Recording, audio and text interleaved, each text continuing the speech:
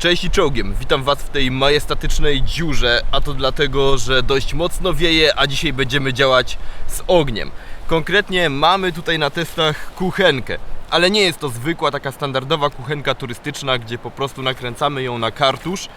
To jest coś większego i na pewno takiej walizki nie będziemy zabierać ze sobą do lasu, no chyba że szykujemy się na jakiś większy biwak w gronie znajomych, gdzie jedną taką porządną kuchenkę bierzemy na spółkę, wtedy tak. Natomiast ta kuchenka moim zdaniem sprawdzi się bardziej dla preppersa niż dla bushcraftera, no ale o tym za chwilę. Zobaczmy, co jest w tej walizce, bo jak widzimy zajmuje ona sporo miejsca, nie oszukujmy się. Jeżeli władujemy taką walizkę do plecaka, no to już niewiele więcej będziemy mogli tam zmieścić.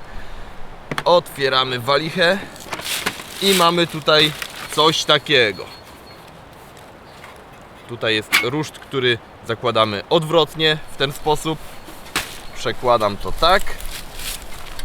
To na górę.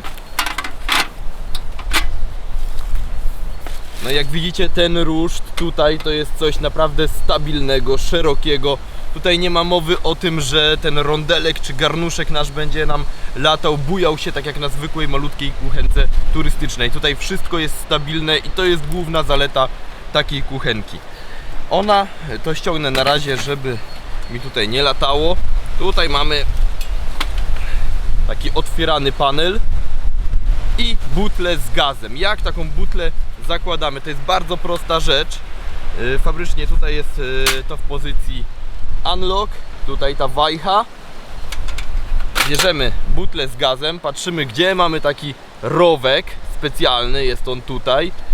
I tym rowkiem do góry umieszczamy butlę. Butla założona w ten sposób luźno sobie tutaj lata, tak nie powinno być i dlatego właśnie mamy tę wajchę tu, którą naciągając stabilizujemy naszą butlę z gazem. Proszę bardzo, teraz ona nie wypadnie, nawet jeżeli kuchenkę przechylę. No mamy tutaj automatyczny zapłon, nie musimy używać żadnych zapałek, żadnego krzesiwa, nic z tych rzeczy, po prostu przekręcam. Jak widzicie, po przekręceniu lekkim gaz zaczyna płynąć. Słyszymy jak tutaj syczy przez nasz palnik, gaz się wydobywa. Natomiast muszę go jeszcze odpalić. Wtedy przekręcam mocniej do samego końca, powstaje iskra i widzicie, kuchenka odpalona. Oczywiście może nie być tutaj płomień dość dobrze widoczny z tego względu, że jak już mówiłem, wieje wiatr. Mam tutaj ze sobą słoik poświąteczny. No, w każdej rodzinie jest ktoś taki, kto wyjada resztki po świętach, żeby się nie zmarnowały. Niektórzy mają psa, no u nas w rodzinie jestem to ja. Więc mam tutaj żurek świąteczny. No i zaraz spróbuję go podgrzać na tym oto moim ulubionym płaskim rondelku, patelni, cokolwiek to jest, ciężko to jakoś sklasyfikować. Coś takiego. Dzięki temu, że jest to płaskie, że jest szerokie, no to szybko powinna się ta zupa tutaj zagrzać. Żur, który leżał już ze 3 dni, jak nie dłużej, mam nadzieję, że jest jeszcze jadalny. Jak widzicie, patelnia w chwilę się rozgrzała. No proszę bardzo. Przecież ja ją dopiero tutaj położyłem, już jest gorąca. Także ten płomień tutaj naprawdę daje radę, więcej na razie nie leje. Mimo że jest ten wiatr, mimo że on jest niewidoczny, to jednak temperatura jest. Już zaczyna mi to tutaj bulgotać, dlatego muszę trochę pomieszać, żeby się nie przypaliło. Powiem Wam szczerze, że żadna turystyczna kuchenka z tych takich małych kuchenek tak szybko mi nie zadziałała. No, główną zaletą jest tutaj to, że ten palnik jest duży, po prostu jest szeroki. Ten ogień działa na dużą powierzchnię naczynia, dzięki czemu jedzenie szybko się podgrzewa. Najważniejsze pytanie, dla kogo taka kuchenka? No bo skoro jest duża, no to raczej nie nada się na bushcraft, na survival. Wsadzimy ją do plecaka, no i zajmie nam większość miejsca. Najprościej będzie, jeżeli powiem, dlaczego ja trzymam taką kuchenkę w domu.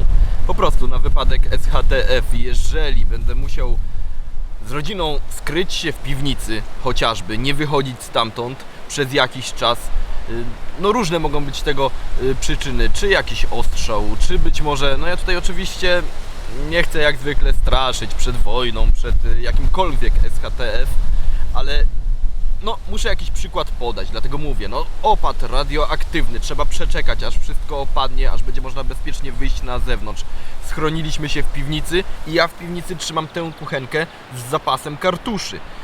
no oczywiście ciężko byłoby rozmontować i znosić na szybko do piwnicy główną kuchenkę z kuchni, prawda? No raczej jest to niewykonalne w takiej sytuacji. Natomiast jeżeli mam coś takiego w piwnicy, mam tam zapasy jedzenia, mam tam zapasy gazu, no to przez dłuższy czas naprawdę mogę sobie spokojnie na takiej kuchence gotować, bo jak widzicie, ona w niczym nie odbiega od takiego palnika standardowego w domu. Na szybko można podgrzać posiłek, jest to stabilne, no i dodatkowo łatwo to umyć. No i widzicie, nachlapałem, prawda?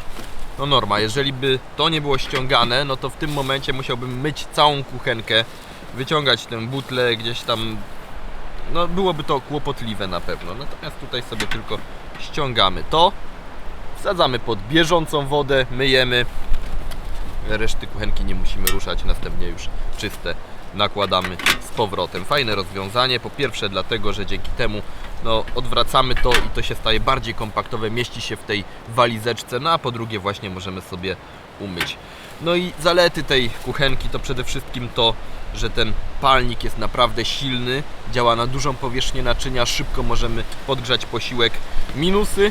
No minusy takie, że nie jest to na pewno urządzenie kompaktowe, nie zabierzemy tego ze sobą na wyprawę do plecaka, dlatego że no, zwyczajnie zajmuje zbyt dużo miejsca w ekwipunku i o ile nie jest jakoś szczególnie ciężkie, to jednak no po prostu miejsca zajmuje zbyt dużo, żeby zabrać to na bushcraft czy też survival. Tak więc kuchenka dla kogo? No tak jak mówiłem, albo dla preppersa na takie typowe SHTF, albo jako wyposażenie naszego EDC samochodowego. Typowych wad to urządzenie nie ma, no bo tak naprawdę co tutaj mogłoby pójść nie tak? No mamy butlę, która puszcza gaz, zapalnik, stabilny ruszt. No, to jest takie urządzenie, w którym ciężko byłoby coś tak naprawdę spartolić. Wszystko działa jak należy. No i teraz tak, to mógłbym powiedzieć, że to jest test po roku, prawda? Bo rok temu już ta kuchenka u mnie wylądowała. Ale co ja was będę ściemniał, to nie jest test po roku. To jest test po roku od otrzymania tej kuchenki, bo ja jej po prostu nie używałem. Ja jej w terenie nie używałem, jest za duża. Za dużo miejsca mi w plecaku by zajęła. Natomiast jest przydatna jako właśnie taka kuchenka, którą trzymam cały czas w piwnicy, w domu, na jakikolwiek wypadek. Po prostu, jeżeli coś się dzieje, jeżeli trzeba się w tej piwnicy schować, wtedy mamy kuchenkę działającą. Mogę ją też zabrać do samochodu i zastanawiam się, czy jej nie wozić też w samochodzie przy okazji. Takie ma zastosowania, po prostu dlatego też jej zwyczajnie nie używałem do tej pory, no ale widzę, że sprawuje się bardzo dobrze. No sami zresztą widzieliście, jak szybko zupę zagrzałem. O, wpadłem na pomysł. Pamiętacie, jak mówiłem o tej serii Bushcraft dla początkujących? Albo inaczej, Bushcraft od podstaw, dlatego że to nie będzie tylko dla początkujących, ale również zaawansowani będą mogli jakieś ciekawostki z tej serii wynieść, tej bushcraftowej, która się pojawi na kanale Millworld. No ale mam problem, bo nie wiem, jak zatytułować tę serię. Pierwszy odcinek jeszcze w tym miesiącu się pojawi. Dlatego propozycja dla was. W komentarzach napiszcie, jak powinienem tę serię bushcraftową zatytułować, poradnikową serię bushcraftową. Jakaś nagroda na pewno się znajdzie, dlatego zachęcam was do komentowania, jak zatytułować tę serię bushcraftową. A tymczasem na razie trzymajcie się czołgiem i do kolejnego odcinka.